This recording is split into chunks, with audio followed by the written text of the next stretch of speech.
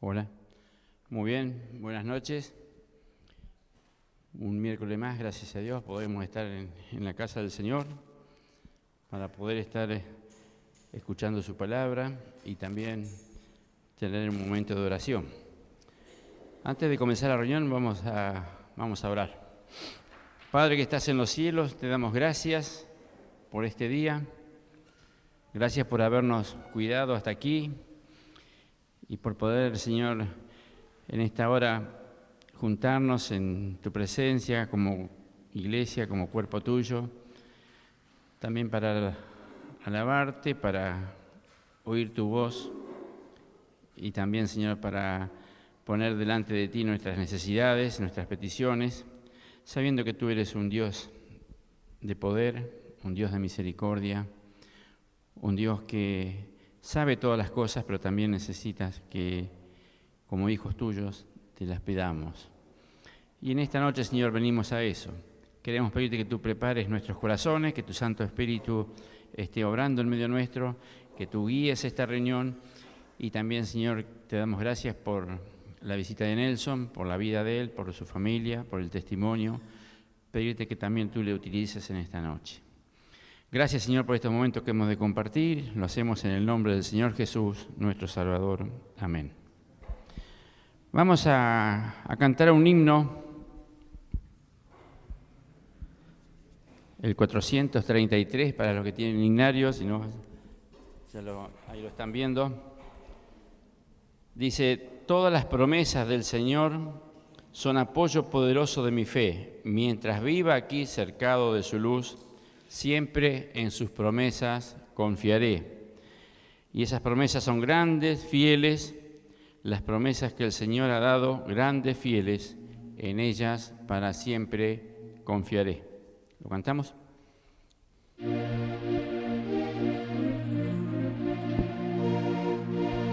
Ponemos de pie. Todas las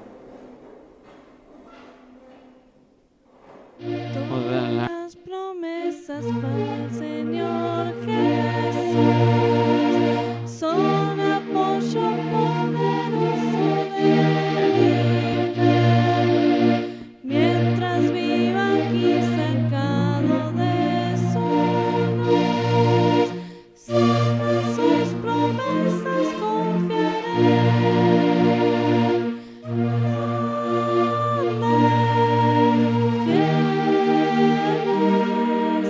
Las promesas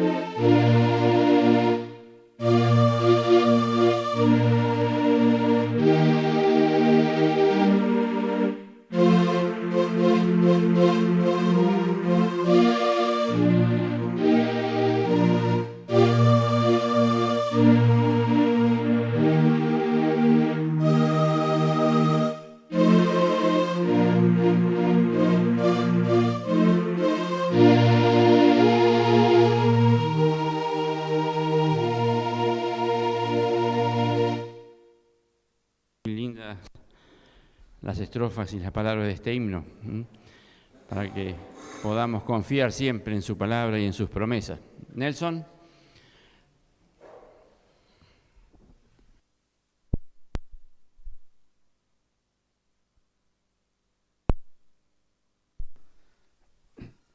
Bien, buenas noches.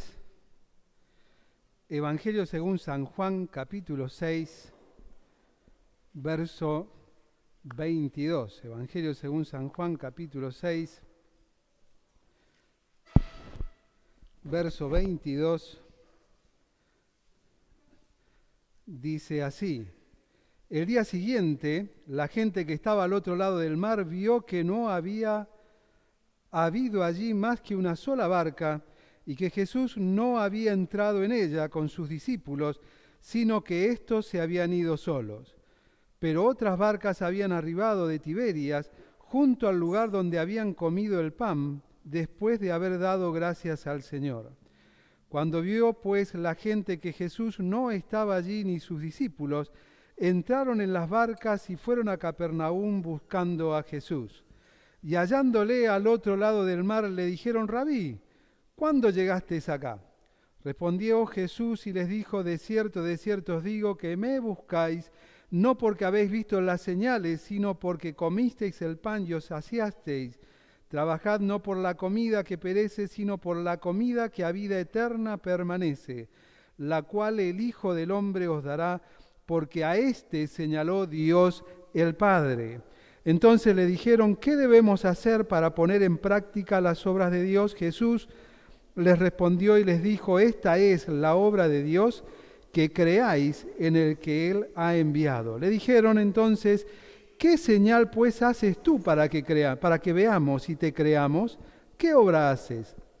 Nuestros padres comieron el maná en el desierto, como está escrito: pan del cielo les dio a comer. Y Jesús les dijo: de cierto os digo, no os dio Moisés el pan del cielo, mas mi Padre os da el verdadero pan del cielo, porque el pan de Dios es aquel que descendió del cielo y da vida al mundo. Le dijeron: Señor, danos siempre de este pan. Jesús les dijo: yo soy el pan de vida, el que a mí viene nunca tendrá hambre, y el que en mí cree no tendrá sed jamás. Mas os he dicho que aunque me habéis visto, no creéis. Todo lo que el Padre me da vendrá a mí, y el que a mí viene no le echo fuera. Porque he descendido del cielo no para hacer mi voluntad, sino la voluntad del que me envió. Y esta es la voluntad del Padre, el que me envió, que de todo lo que me diere no pierda yo nada, sino que lo resucite en el día postrero. Y esta es la voluntad del que me ha enviado, que todo aquel que ve al Hijo y cree en Él tenga vida eterna, y yo le resucitaré en el día postrero. Verso 60. Al oírlos, muchos de sus discípulos dijeron: dura es esta palabra, ¿quién la puede oír? Sabiendo Jesús en sí mismo que sus discípulos murmuraban de esto, les dijo: ¿esto os ofende? Pues ¿qué si vierais al Hijo del Hombre subir a donde estaba primero? El Espíritu es el que da vida, la carne para nada aprovecha. Las palabras que yo os he hablado son espíritu y son vida, pero hay algunos de vosotros que no creen, porque Jesús sabía desde el principio quiénes eran los que no creían y quién le había de entregar. Y dijo: por eso os he dicho que ninguno puede venir a mí si no le fuere dado del Padre. Desde entonces muchos de sus discípulos volvieron atrás y no andaban con él. Dijo entonces Jesús a los 12: ¿queréis acaso iros también vosotros? Les respondió Simón Pedro: Señor, ¿a quién iremos?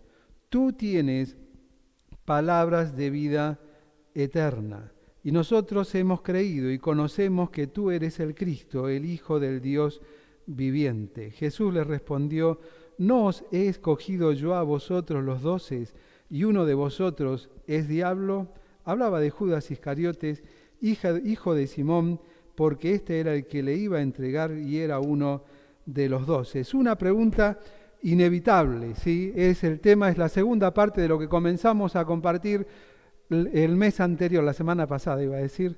Es algo interesante porque encontramos muchas preguntas, pero la pregunta inevitable es la pregunta que hace el Señor Jesús, o las preguntas que hace el Señor Jesucristo, porque hay algo interesante en todo este capítulo y en toda la palabra de Dios. Muchas veces le prestamos mucha atención a las respuestas de la pregunta. Sin embargo, lo interesante es que reflexionemos sobre la intención o el contexto del que hace la pregunta. Porque fíjense que el Señor Jesucristo no responde de manera directa a la pregunta que se le hace, sino que les responde hablándoles de la intención que ellos tienen al hacerla. Los confronta con la realidad de su mente, de su pensamiento y de su sentir en lo más profundo de su corazón. Y Él los lleva siempre un paso más allá, hacia lo importante. No lo importante para el que pregunta, sino la importancia y la relevancia que le da precisamente el que responde. Veíamos hace unas semanas el primer punto que hablábamos sobre el contexto de esta porción que hemos leído. ¿Sí? Era un contexto de la alimentación, ¿sí? Un contexto de abundancia de comida. ¿Sí? El Señor Jesucristo había alimentado a 5.000 y había sobrado 12 cestas llenas, y ellos habían comido hasta saciarse, hasta llenarse. Y esto nos habla precisamente del cuidado que Dios tiene de las personas. En general, provisión plena. Y también hablábamos y lo compartíamos o lo comparábamos con el cuidado que Dios tiene en especial de sus hijos. Ese cuidado que siempre es abundante, pero bajo el concepto de abundancia divina y no el concepto de abundancia nuestro, ¿sí? La abundancia divina es que sea saciada la necesidad, no que haya por demás. De hecho, ese principio, en función de la alimentación, se lo quiso enseñar al pueblo de Israel en el desierto con el maná. ¿Recuerdan lo que tenían que hacer cada mañana? Recogerlo.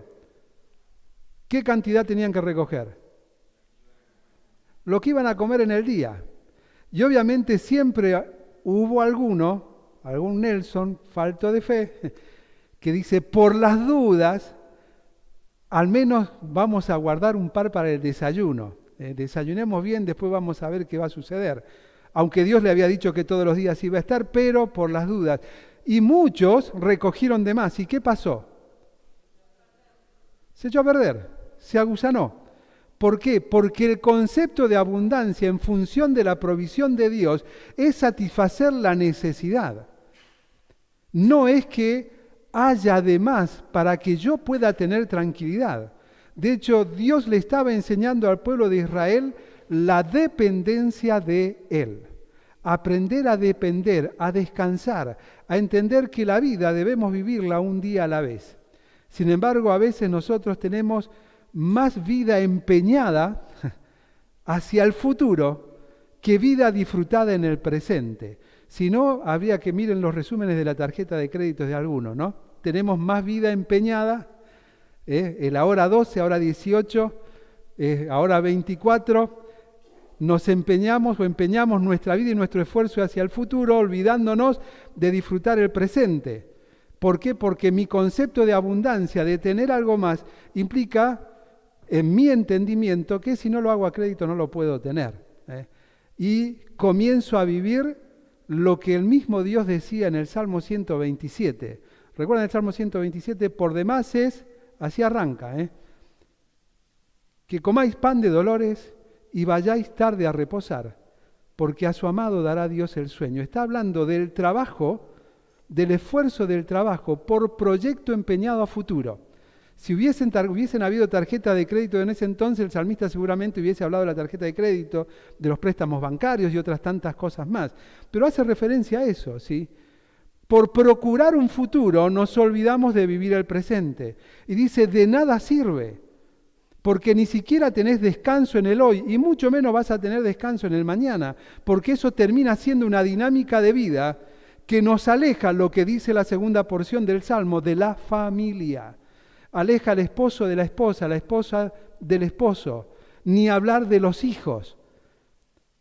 Y cuando hay hijos, y esa es la dinámica de vida de la vida a futuro empeñada, sin disfrutar el presente, entendiendo que la abundancia provista por Dios de manera integral es para hoy y mañana, baste a cada día su propio afán. Perdemos aquello que Dios ha dado como herencia. Segunda parte del Salmo dice, porque herencia de Dios son los hijos, cosa de estima el fruto del vientre, bienaventurado aquel que llene su aljaba en su juventud. Dice, no será avergonzado cuando sus enemigos murmuren contra él a la puerta. Dice otra versión, ¿no? La NTV, que es interesante porque lo aclara un poquito mejor al concepto. Es decir, los hijos van a hablar bien de los padres. Ahora, ¿cómo van a hablar bien de los padres cuando hay padres ausentes porque tienen empeñado el futuro? Y su tiempo está enfocado en cubrir eso, en esa dinámica que Satanás ha sembrado en la mente y el corazón, no solamente de la persona común, sino hasta de los hijos de Dios, de que debemos sacrificarnos por nuestros hijos. Sí, es cierto, tiene que haber un sacrificio de santidad, de relación con Dios, que genere un imán hacia ellos, que los atraiga hacia Dios, por lo que ven en mí. Y a veces tristemente somos un imán, pero un imán que repele, un imán que aleja. Y gracias a Dios, en muchos casos apareció algún imán que atrae, pero no era el imán que debía poner, que Dios puso cerca de esos niños, de esos adolescentes, de esos jóvenes, a los padres, que desviaron el camino por enfocarse en lo porvenir, olvidándose del presente. ¿Cómo puedo yo disfrutar al futuro algo que hoy no estoy dispuesto a disfrutarlo? Y el único bien que Dios nos ha dado hoy, es el día. Es por eso que debemos aprender a vivir un día a la vez. Y no estoy hablando ni de flojera ni de dejarnos, Dios va a proveer, no, sino del trabajo en su justa medida. En el matrimonio, cada uno de nosotros en su justa medida, en nuestra relación con nuestros hijos en su justa medida, sin quitarle nada a nadie y en primer lugar sin quitarle nada a Dios, para que esa medida en equilibrio pueda permitir que aquellos que me rodean, por eso en Deuteronomio capítulo 6 hablaba de todas estas cosas, se las transmitirás a quienes, a tus hijos. Y aquellos que ya pasan los años y somos abuelos, lo que le transmitimos no solamente se lo transmitimos a nuestros hijos. ¿Qué dice en Deuteronomio 6? A tus hijos, a los hijos de tus hijos. Pero sigue ampliando el concepto. Nuestra manera de vivir no solamente se la transmitimos a nuestros hijos, a los hijos de nuestros hijos, sino al extraño, al extranjero, al que habita en tu casa. Y podemos cambiarle ese concepto de casa al que habita en tu manzana, porque tus vecinos te ven. Y seguramente ya tenés en la mente alguno que conoce más tus horarios que vos mismo, ¿no? Siempre hay alguno que por ahí está pispeando de más. Bueno, le estás transmitiendo a través de tus acciones la valoración de la provisión de Dios para tu vida y cómo estás ordenado en función de los principios en los principios divinos. Pero también vimos cómo el interés de estas personas lo llevaron a tener un pensamiento de apropiación autoinducida. Es decir, como me va bien, yo quiero más de esto. Y en esa apropiación ellos vieron como conveniente tomarlo a Jesús y proclamarlo rey. Pero ¿qué hizo Jesús? Lo que suele hacer cuando nosotros lo usamos para satisfacer nuestros deseos. Esto lo vimos el último encuentro, lo vamos a mencionar simplemente. Él se apartó. Y se apartó y nadie lo vio. Todos estaban disfrutando lo que Él les había dado, pero nadie le prestó atención al que le dio. Porque dice que Jesús se apartó al monte a orar. Nadie le vio irse, porque todos estaban absortos en disfrutar lo que habían recibido ese día. Y al otro día, cuando despertaron, se dieron cuenta de algo, que no estaba ni Jesús, que no estaban los discípulos y que faltaba una barca porque había solamente una. y no podían cumplir el deseo de su corazón. ¿Y por qué no era ese el propósito de Dios, por el cual les había dado conforme a la necesidad de ese día? Y entonces Dios parte. Y podemos trazar un paralelo a esos momentos donde sentimos que Dios nos oye, no nos oye. Y a veces no nos oye porque precisamente, como dice en su palabra, a veces pedimos y no recibimos. ¿Por qué? Dice Santiago. Porque pedimos mal. ¿Pedimos para qué? Para satisfacer nuestros deseos, para nuestro propio deleite. Pero usamos el nombre del Señor. Y hasta usamos lo que pedimos para usarlo en el nombre del Señor. Y aprendamos a usar y a vivir esa dinámica con lo que tenemos. ¿Por qué siempre voy a hacer para el Señor cuando tenga algo? Si cuando tengo el bien mayor hoy, que es la vida hoy, no soy capaz de administrarla de manera tal que me permita que Dios cumpla su propósito en mi vida a través de mí hoy, en mi hogar, en mi matrimonio, en mi familia, en mi noviazgo, en todas las áreas de mi vida. Es hoy cuando debo yo procurar acercarme a Dios y dejarlo obrar. Y el primer punto que vimos fue, o el segundo, la confrontación. Esa confrontación en primer lugar dada por los hombres. La mencionamos rápidamente, vamos a profundizar un poquito en esto. Dice en el verso 25, y hallándole del otro lado del mar, los versos anteriores relatan que cuando se dieron cuenta de que no estaba ni Jesús, no estaban los discípulos, no estaba la barca, la única manera o la única ciudad que había estaba del otro lado del lago, ¿sí? Había que cruzarlo, sacaron cuentas claras y empezaron todos, ¿sí? Cada uno como podía, porque dice que vieron algunas naves, muchos se fueron en barco hacia el otro lado, otros se fueron caminando. El tema es que cuando llegan al otro lado, le encuentran del otro lado del mar, dice, y le dijeron, lo confronta, Rabí, ¿cuándo llegaste acá? ¿Cuándo llegaste acá? Y veíamos precisamente que en esa confrontación, lo primero que encontramos es una espera egoísta. Y es la espera egoísta que a veces nosotros tenemos cuando colocamos algo en las manos de Dios. Y comenzamos a cuestionarlo a Dios. Y no, yo no lo cuestiono a Dios. Sí, cuando empiezo a preguntarme y a preguntar, ¿por qué? ¿Cuándo llegaste con esta bendición a Jorge? Si Jorge no lo necesitaba como lo necesito yo. ¿Cuándo llegaste acá? ¿Cómo puede ser si hace cuánto que te estoy pidiendo esto? Si hay una espera egoísta, yo quiero precisamente para mí. Yo quiero para mí. ¿Por qué te fuiste de allá? Le están recriminando. ¿Cuándo llegaste acá? Contanos qué hiciste. Y habría una respuesta natural en primer lugar a esto. ¿Cuál sería la respuesta natural? Y mirá, ¿sabés lo que pasa? Que yo llegué acá esta mañana temprano y me vine caminando. Y me vine caminando arriba del agua. Hubiese sido una tremenda respuesta, ¿no?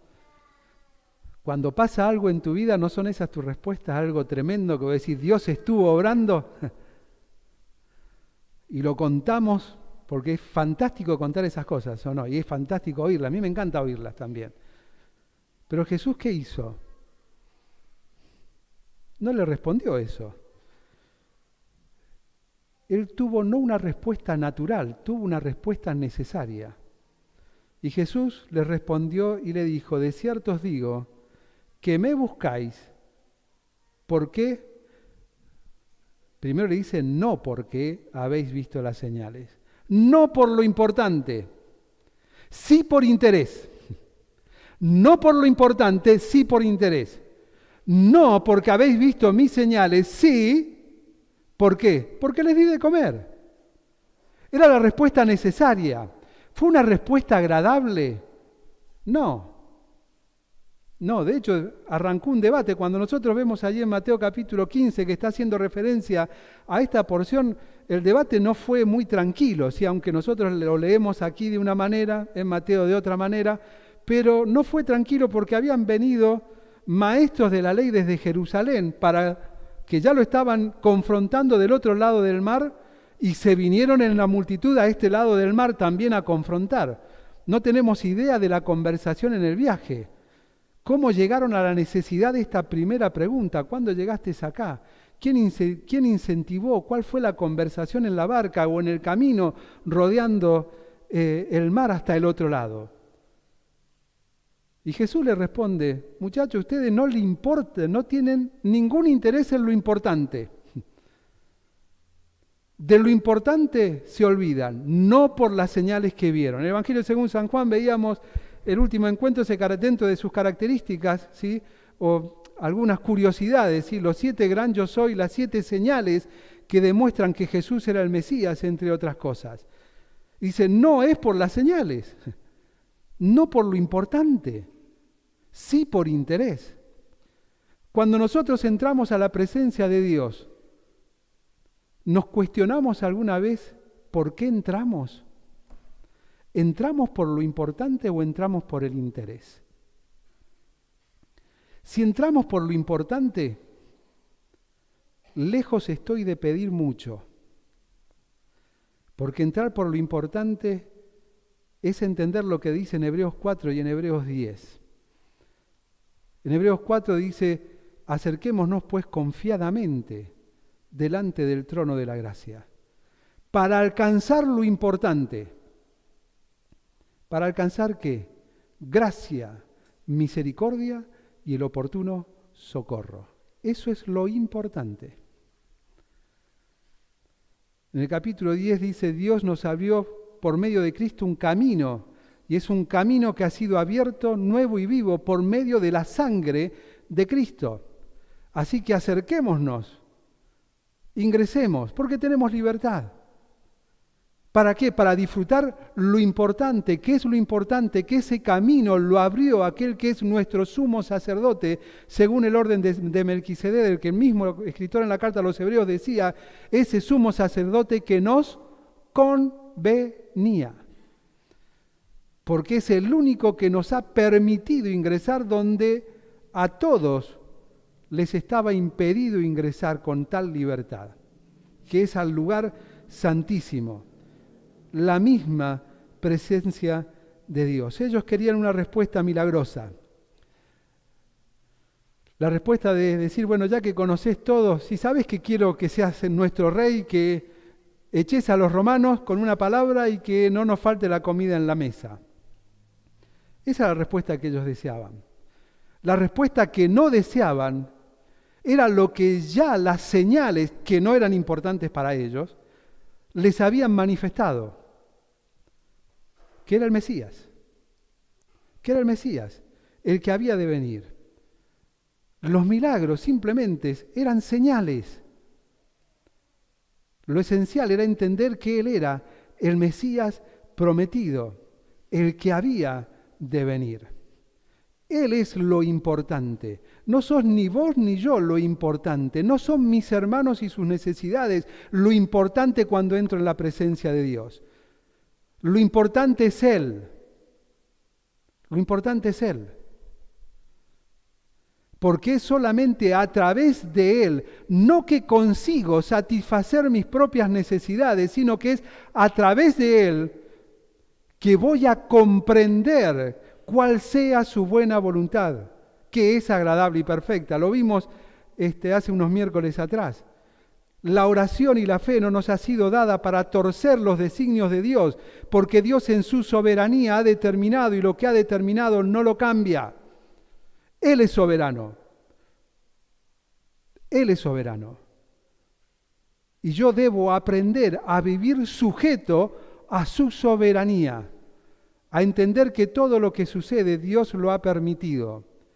Algunas de las cosas como consecuencia de mis acciones y decisiones y otras simplemente porque a Dios le ha placido que sucediera en mi vida. Y la oración es el nexo, la fe es la herramienta que me permiten entender que todo lo que Dios ha permitido, Romanos 8:28, es para nuestro bien. Es para mi bien. Y que Dios no hace cosas malas. No hace cosas malas. Por eso decía el profeta, y lo citábamos miércoles atrás, decía, ¿quién será aquel que diga que sucedió algo que Dios no mandó? ¿Acaso de parte de Dios no viene lo bueno y lo malo? Dice la versión de H.B. Pratt, ¿acaso de parte de Dios no viene aquello a lo que ustedes llaman bueno y aquello a lo que ustedes llaman malo? Porque Dios no lo llama malo y bueno. Dios en su soberanía lo ha establecido como un designio soberano para tu vida y la mía. Soy yo el que califica el obrar de Dios en mi vida. Hay obrar de Dios en mi vida que me ha causado heridas, angustias, tristezas y dolor. Sí. ¿Y por qué Dios la permitió? No tengo idea, porque Él es soberano. Pero sí sé el para qué. Para que acercándome a Él con esta libertad que hoy tenga, pueda conocerle un poco más.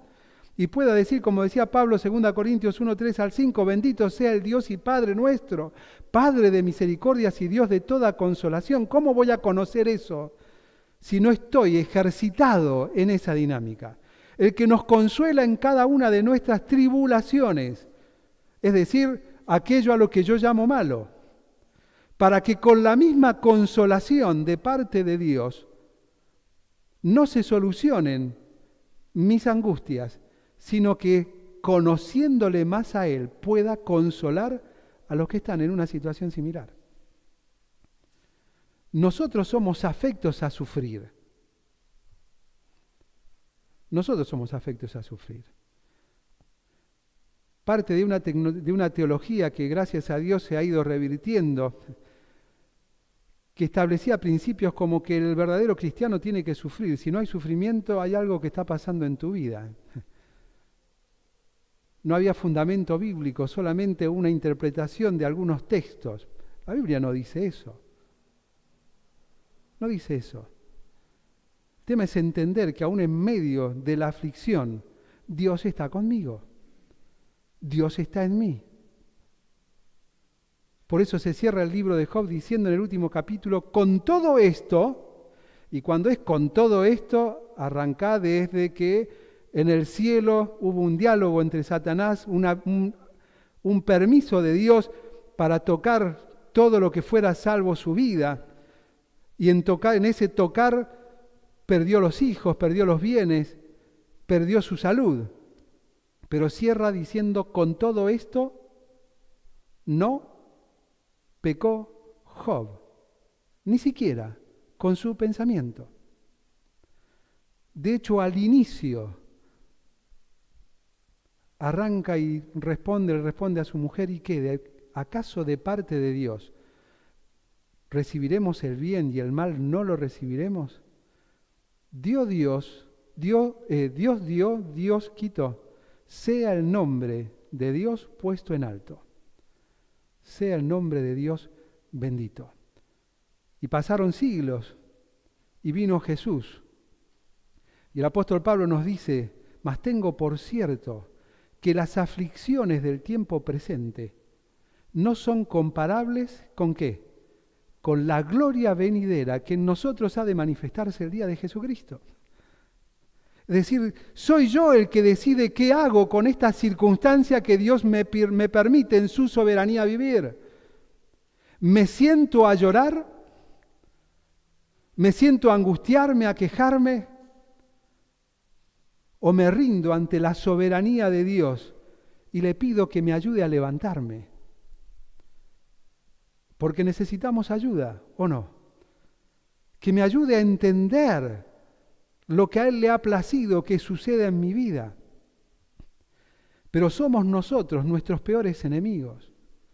Porque a veces pasan los años y nosotros seguimos angustiándonos por cosas que pasaron en el pasado, ¿o no? ¿No te ha pasado?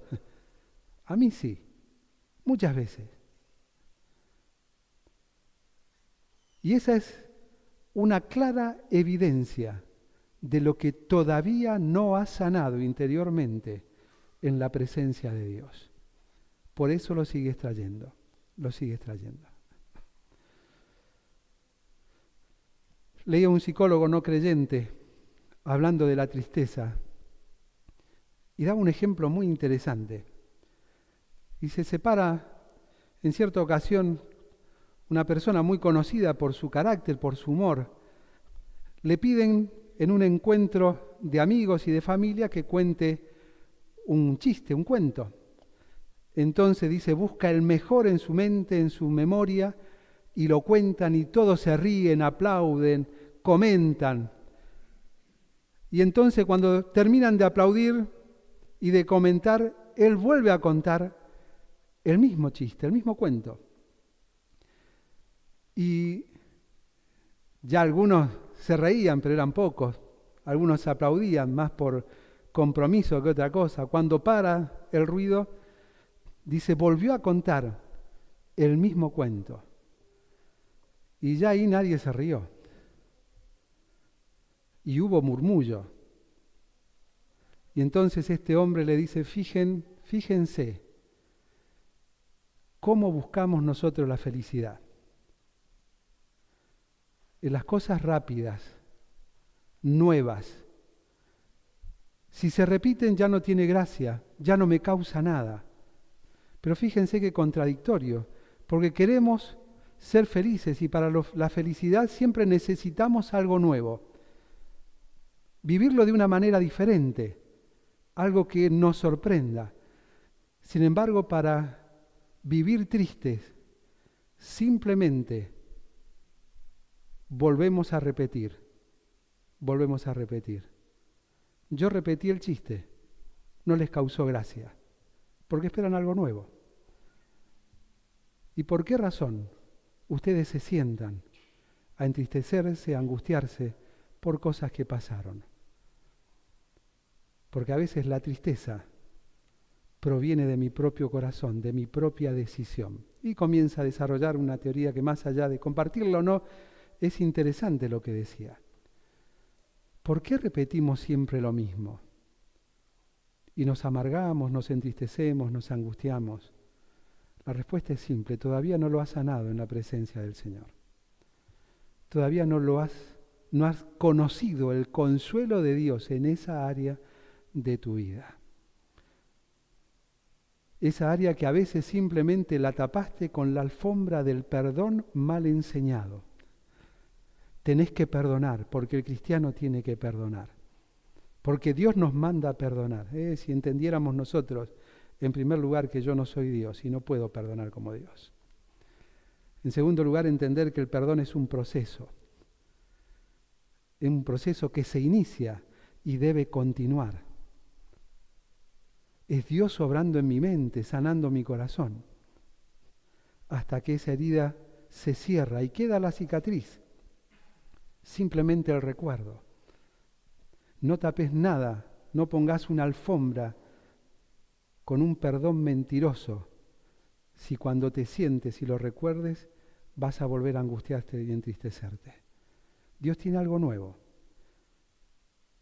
Y qué raro, llorando lo escribió Jeremías en el capítulo 3 de Lamentaciones. Lo nuevo de Dios se manifiesta cada mañana, llevándolo como paralelo a este ejemplo que conté, del que contaba el chiste. Dios todos los días tiene un cuento nuevo para tu vida. Tiene una manera de contarte lo que tiene para vos totalmente distinta a la de ayer. Y la de hoy fue mejor que la de ayer. Y la de mañana será mejor que la de hoy. Porque su misericordia es nueva cada mañana, día tras día. Él nos responde de manera necesaria. Y en esa necesidad somos confrontados por Él. Para que pongamos la vista en lo importante, no en aquello en lo que tengo el interés. Generalmente aquello en lo que tengo interés, la palabra que más se repite es yo, a mí. Nadie me quiere, nadie me presta atención, nadie me apoya, nadie, yo. Lo importante es Él. Es Él, no yo. Y cuando Él va creciendo en mí, como decía Juan, es necesario que yo mengüe, que yo sea cada vez menos yo para ser cada vez más Él. O como lo escribiera Pablo a los Gálatas, ¿sí? crucificarme a mí mismo para no vivir más yo, sino que viva Él en mí y a través de mí, voy a comenzar a mirar las cosas desde una óptica totalmente distinta. Verso 26, me buscan, dice, porque les doy de comer. Y no por lo importante, dice, y no por las señales. Tenían el entendimiento equivocado. Entendían como ellos querían entender lo que sabían. Porque de hecho citamos allí el paralelo con Mateo capítulo 15, que habían doctores de la ley que habían viajado para confrontarlo a Jesús.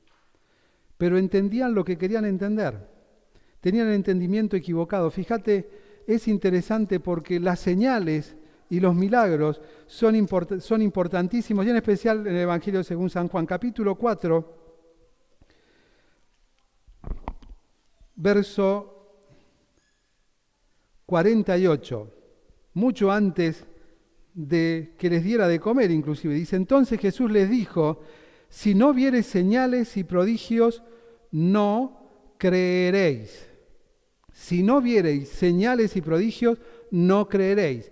Es interesante, si nos ponemos en la mente de las personas de esa época, era obvio, necesitaban evidencias, necesitaban señales de que Él era quien decían las personas que Él era. Dice, si no ven señales, no creeréis. Y si leemos desde el capítulo 4 en adelante, hay señales, ¿sí? Hay señales. Hay cojos, hay ciegos, hay alimentación. Sin embargo, a esas señales ellos tampoco creyeron. Capítulo 12, verso 37.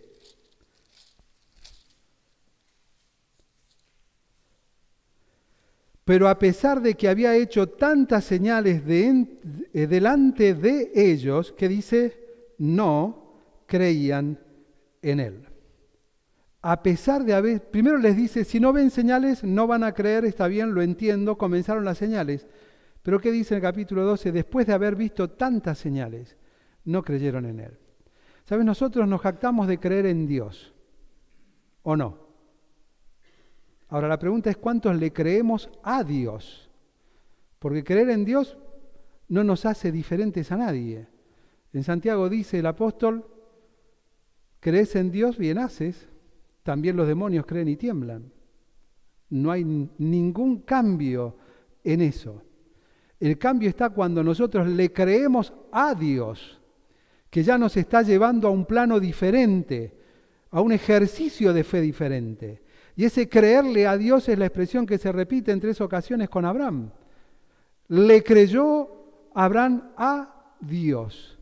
¿Y cuáles fueron los resultados de creerle a Dios? Hay 2 resultados predominantes. Le creyó Abraham a Dios y fue contado por justicia, como justo, ¿sí? Le creyó a Dios. ¿Y qué más? Le creyó Abraham a Dios y fue llamado amigo de Dios. Fue llamado amigo de Dios. Fíjense la diferencia de creer en y creerle a. De creer en nos hace uno más, pero uno más de cualquiera, Uno más de cualquiera. Pero creerle a Dios ya cambia. Cambian desde nuestra identidad, pero también cambia mi relación con Dios y cómo los demás me ven en función de mi relación con Dios. Este es amigo de Dios. ¿No te pasa que a veces llegaste y estás buscando a algún hermano, ¿no? En especial en las reuniones de oración. ¿Por qué le pedís a determinados hermanos que oren por vos? ¿O no le pedís a nadie que ore por vos? ¿Por qué le pedís a determinados hermanos que oren por vos?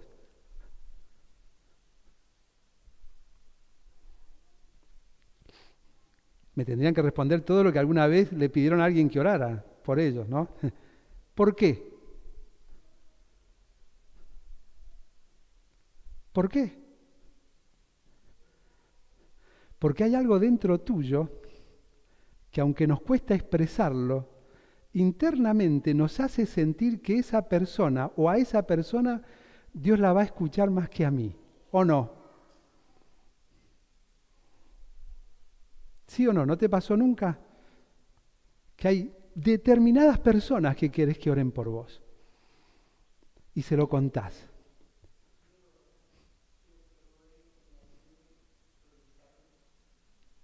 Muy bien. Cuando terminemos, ahí...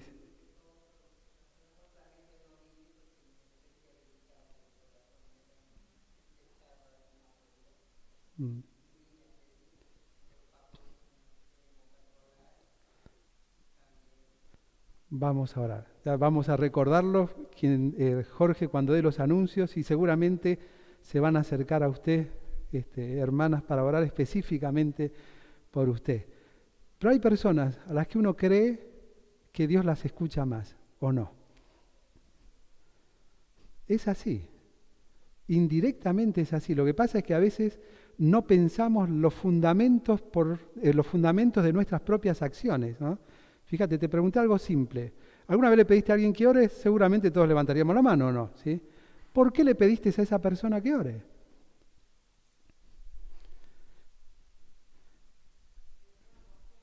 Le tengo confianza. Le tengo confianza. Y confío que Dios lo va a escuchar un poquito más, ¿sí? Que Dios lo va a escuchar un poquito más. Vos fijate cómo es entendido esto por Santiago, que Santiago dicen algunos historiadores que era conocido como el rodillas de camello, según algunos, ¿no? Decía que tenía sus rodillas deformadas de tanto estar de rodillas orando. Forma parte de historia, no sabemos si es real o no, pero vos fijate que es probable, porque inclusive él habla de esta relevancia o esta diferencia que hay entre personas que oran y personas que no oran. Personas que le creen a Dios y personas que creen en Dios. Porque dice, cuando hay alguno enfermo, dice, llamen. Llamen. ¿A quiénes? A los ancianos. Aquellos que tienen la capacidad de ver un poquito más allá. ¿Para qué? Para que oren. Para que oren. Nunca dice que oren por sanidad. A veces malinterpretamos una porción de algo que no dice, le hacemos decir que algo que dice. Pero sí dice que oren. Que hagan todo lo que esté a su alcance. Porque se supone que esas personas que tienen la capacidad de ver un poquito más allá, que es el original episcopos, que se traduce como anciano, es el que ve más allá. Es el que al viendo más allá puede prever algunos problemas que están por venir. Llame a los ancianos que le unjan, que oren. Si hay pecados que sean confesados, habla de una sanidad en función de nuestros propios errores. No quiero desviarme a esa porción, pero es interesante, ¿sí? Que nosotros empecemos a creerle a Dios y a vivir bajo esa dinámica. En 1 Corintios, en el capítulo 1, el apóstol Pablo habla precisamente de las señales. Dice, no por lo importante, sino por interés me buscan. No por haber creído a las señales. Y Pablo le escribe a los corintios marcando una diferencia entre judíos y griegos. Dice, los judíos quieren señales. Los griegos quieren conocimiento. Pero nosotros predicamos a Cristo y a este crucificado. Y habla de los 3 niveles de locura del Evangelio, que es interesante. Es muy lindo esa expresión del Evangelio de locos, la palabra de locos. El Evangelio es una locura, pero los judíos quieren señales. Si no veo, no creo. Los griegos, si no entiendo, no lo creo. Y ni una cosa ni la otra es importante, sino lo importante es la cruz, donde la señal más grande se manifestó, no solo en la muerte, sino en quién murió y lo que sucedió tiempo después, cuando al tercer día, con poder y autoridad, resucitó de los muertos y luego de 40 días ascendió a los cielos, prometiendo volver a buscar a aquellos que creemos en Él. Las señales que ellos continuaban esperando, eran las señales de un Mesías que los liberara, ¿sí? Y otra cosa fuera de eso, para los judíos en su pensamiento era una locura. No puede ser, no puede haber otra señal más que esta, que nos traiga liberación. Mientras que para los judíos, en su sabiduría, ellos tenían la razón por encima de la obra de Cristo.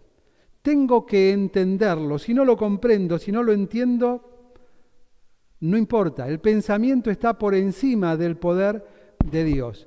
Es decir, el hombre por encima de Dios, el yo antes que Él, el interés antes que lo importante, el listado de pedidos antes de lo importante de disfrutar y alcanzar lo que necesito, gracia, misericordia y oportuno socorro, cada vez que entro en la presencia del Señor. Pero para tanto uno como el otro, si no lo veían, todo lo demás era locura. Todo lo demás era locura. Y de hecho, aún conociendo el Evangelio y conociendo a Cristo como su Salvador, pero es para otro tema, siguió siendo una locura, porque infectaron el Evangelio de razón o de pensamiento por un lado, e infectaron el Evangelio de religiosidad por el otro, de legalismo. Y tristemente esa infección que comenzó en aquella época todavía sigue vigente con manifestaciones distintas. ¿Y todo por qué? Por enfocarnos en el hombre y no en Dios. En agradarnos entre nosotros, olvidándonos que el propósito principal, Efesios capítulo 1, es que hemos sido alcanzados, hemos sido hechos salvos para gloria de Dios Padre, para gloria de Dios Hijo y para gloria de Dios Espíritu Santo. En las tres personas, allí en Efesios capítulo 1, lo encontramos. Y Él, a través de la cruz, como Pablo lo decía, manifiesta su poder de salvación a través de la sustitución. Verso 27, mencionamos rápido y con esto terminamos.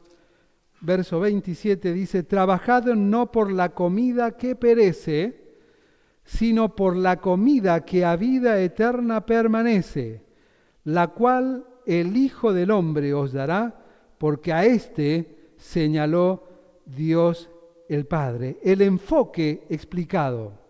¿Para qué? Para sacarnos de la espera egoísta, del entendimiento equivocado. Jesús nos lleva a una explicación del enfoque correcto. Lo que más adelante iba a escribir,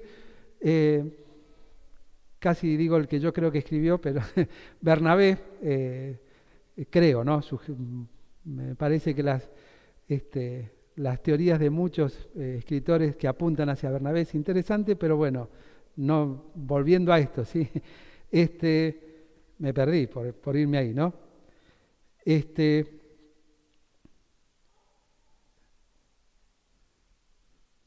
Eso pasa cuando la mente va más rápido que la boca, ¿no?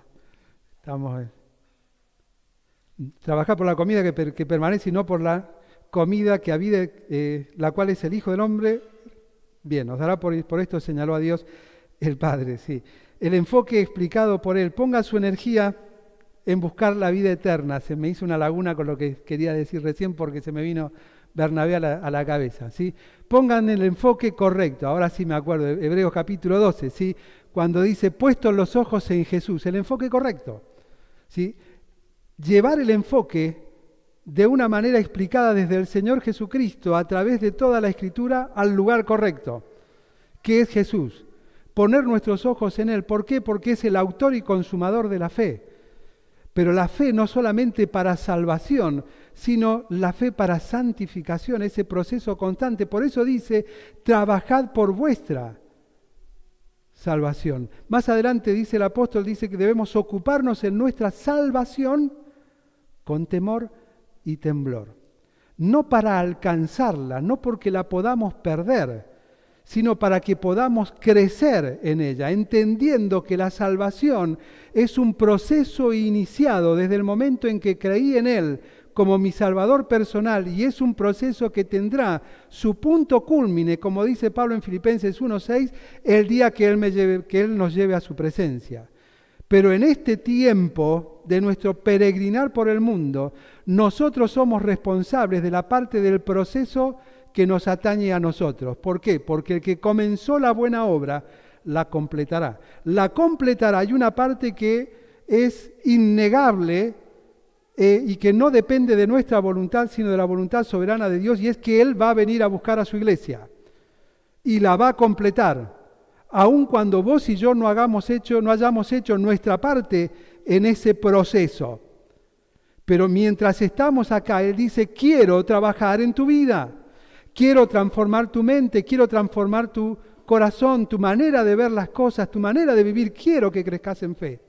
Quiero que entendás que lo que Pedro decía cuando se iba es lo importante en la vida, que antes bien debemos crecer en la gracia y el conocimiento de nuestro Señor y Salvador Jesucristo, en lo importante, no enfocarnos solamente en nuestros intereses, en nuestros deseos, porque cuando nos enfocamos en lo importante, Mateo 6:33 que dice, todo lo demás va a venir.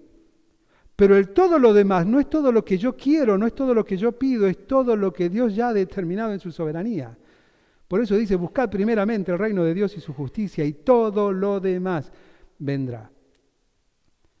Pero muchas veces nos juntamos y nos sentamos simplemente a hablar de lo que no tenemos, de lo que nos falta, de lo que haríamos si tuviésemos.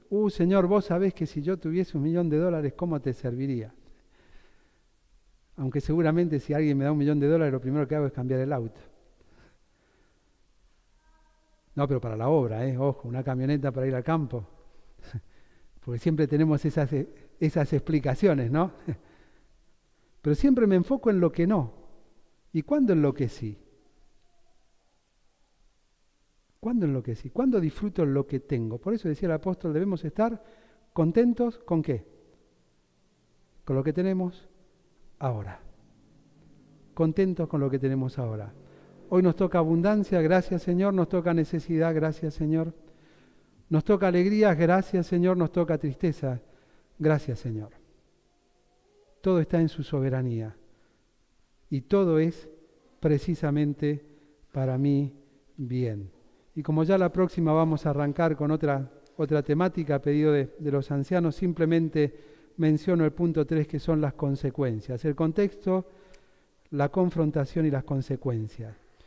Hubieron quienes se alejaron, renegando o murmurando. Se fueron ofendidos por las respuestas de Jesús, que fueron los muchos. Pero hubieron pocos que aceptaron las palabras de Jesús, reconociendo los propios errores. La voz cantante fue la de Pedro. Jesús le dijo, muchachos, esta es la realidad. ¿Qué quieren que les diga? Todos van detrás del interés, nadie de lo importante. ¿Se quieren ir? No hay problema. No hay problema. Si ustedes también se quieren ir, porque fíjense que dice, hay una expresión que dice, muchos de los discípulos de Jesús también se alejaron, ofendidos. ¿Por qué? Porque no estaba de acuerdo en su razonamiento con lo que Jesús les dijo. Pero Pedro acepta y reconoce lo importante. Dice, Señor, ¿quién nos va a dar de comer? ¿Y quién nos va a garantizar un futuro mejor? ¿Dice eso? No. Pedro se dio cuenta de que el interés también estaba en su mente. Le dice, ¿a quién iremos si solo tú tienes palabras de vida eterna? Ante la palabra de Dios solamente tenemos dos opciones, ofendernos u obedecer. El ofendernos con Dios o con quien transmite el mensaje de Dios es un mal que yo escogí. El obedecer es una bendición, una inversión también que yo escogí. No es una cuestión, como decía una canción, ¿sí? No es una cuestión de actitud. No. Las cuestiones de actitud dependen de mi esfuerzo. La vida del cristiano es una cuestión de aptitud, porque no se basa en mi esfuerzo, sino que se basa en su entrega. Esa entrega a través de la cual nos ha dado y nos da ejemplo para seguir cada día en nuestra relación íntima con Él. Que Dios bendiga su palabra.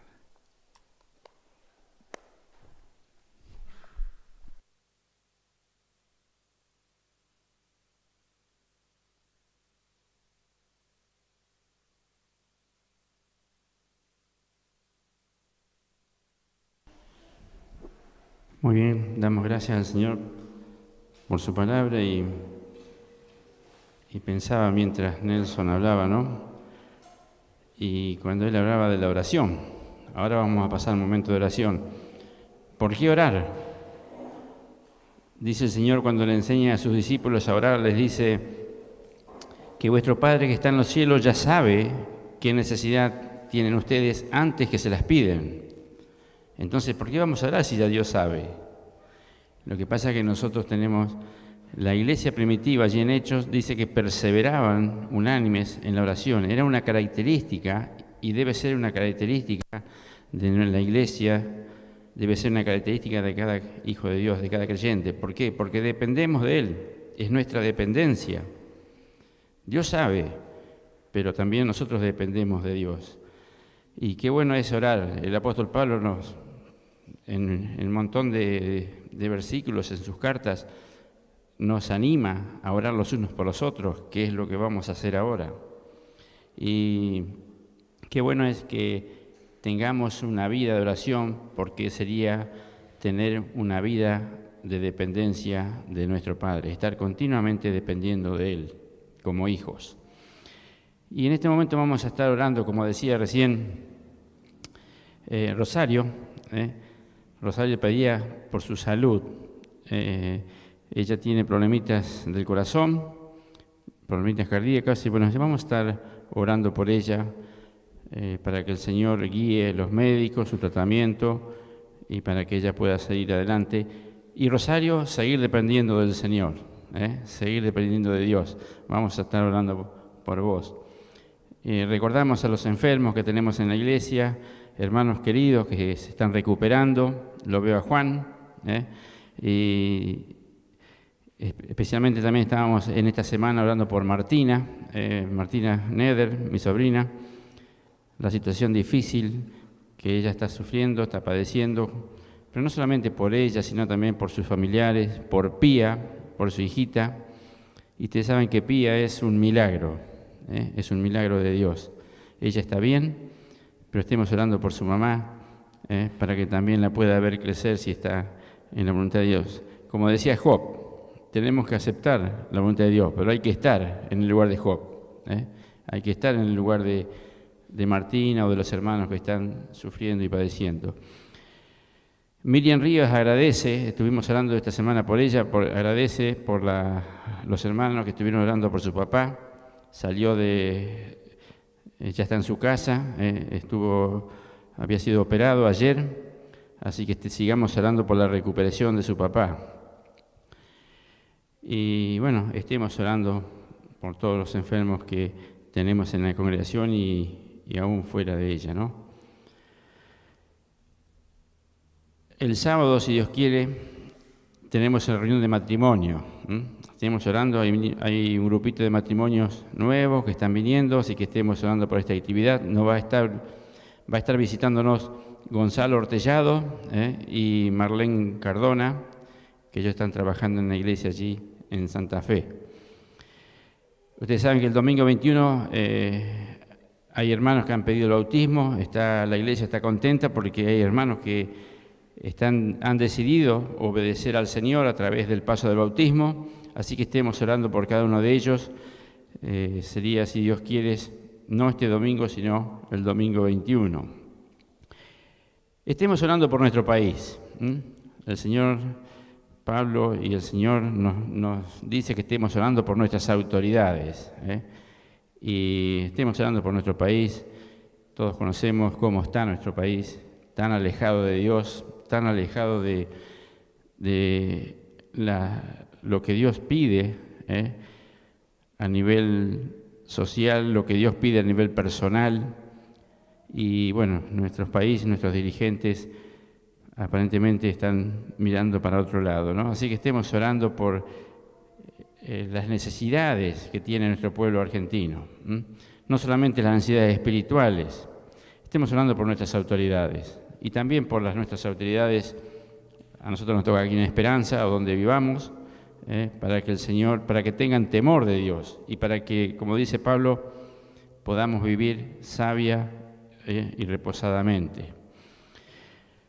Estemos orando por el grupo de Gedeones. Aquí en Esperanza hay un grupo de Gedeones que sale a las escuelas a repartir Nuevos Testamentos. Hemos estado repartiendo en 2 o 3 escuelas estos últimos 2 meses. Estemos orando también por esa actividad. Es una forma de evangelizar, entregar un Nuevo Testamento, así que también estemos orando por esta actividad. Y estemos orando por la obra misionera en nuestro país. Tenemos contacto con muchos misioneros. Bueno, hoy lo tenemos a Nelson aquí, así que Nelson, si tenés una inquietud, está en el momento de pedir por ellos, pedir por la obra allí en Avellaneda. ¿Cómo está la obra allí? ¿Está creciendo?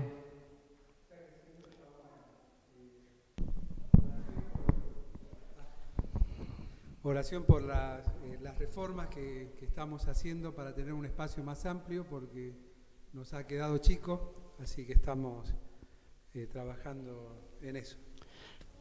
Muy bien, gracias.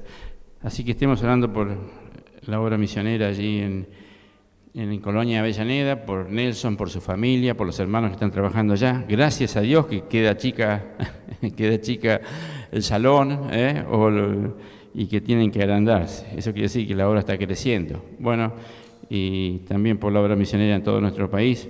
Estemos orando también por la iglesia en Ucrania. A veces estamos tan lejos de Ucrania y ya hace más de un año que están en guerra.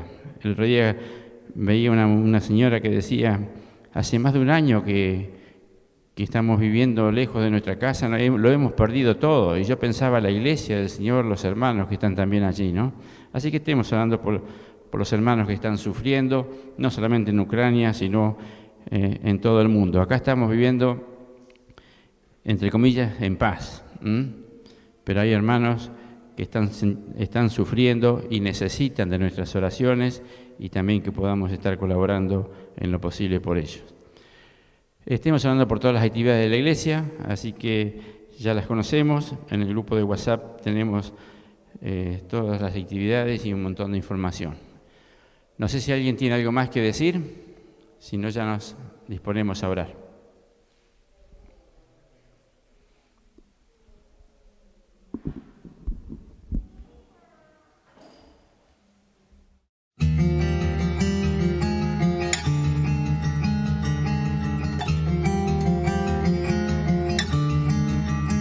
Oh, qué amor incomparable Jesucristo nos mostró cuando su preciosa sangre por nosotros derramó.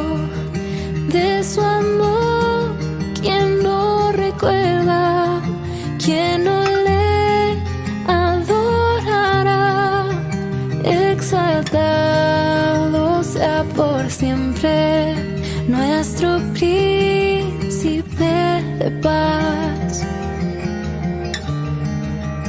En el monte del Calvario, fuentes de infinito amor, aquel día se abrieron, oh qué inmerecido dolor, cual gran río de lo alto, sin cesar su amor fluyó sobre el mundo, derramando paz, justicia y compasión. Cuán ancho, cuán largo,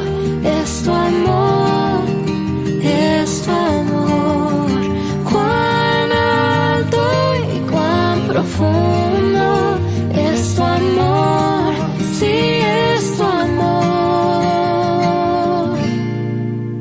Que busquemos cada día solo el reino del Señor y entreguemos nuestra vida como ofrenda